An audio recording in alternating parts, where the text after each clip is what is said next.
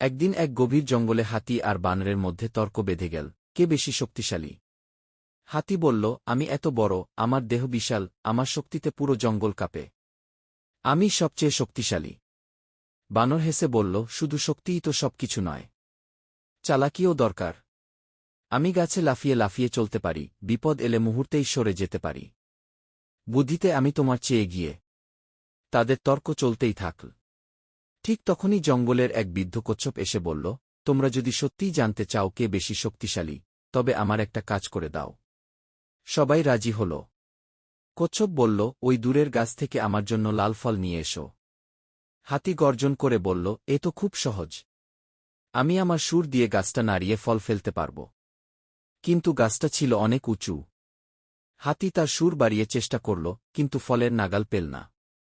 এদিকে বানর দ্রুত গাছে চড়ে গিয়ে সহজেই লাল ফল তুলে নিয়ে এল। বানর খুশি হয়ে বলল, দেখলে, আমি তো তোমার চেয়ে বেশি দক্ষ। কিন্তু কচ্ছপ আবার বলল, তুমি এবার নদীর ওপার থেকে আমার জন্য বড় একটা কলার গাছ নিয়ে আসো। বানর নদীর কাছে গিয়ে দেখল, সেখানে জলের স্রোত খুব তীব্র। সে ভয় পেয়ে গেল, কারণ সে সাঁতার জানত না।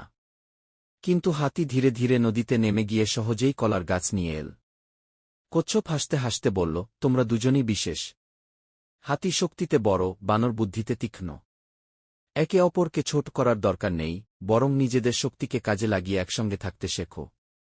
হাতি আর বানর একে অপরের দিকে তাকিয়ে হাসল। তারা বুঝতে পারল, সবাই যার যার জায়গায় আলাদা শক্তিশালী এবং কাউকে ছোট করে দেখার দরকার নেই। শিক্ষা, প্রত্যেকের নিজস্ব গুণ থাকে। অন্যকে ছোট না করে একে অপরের বিশেষত্বকে সম্মান করা উচিত।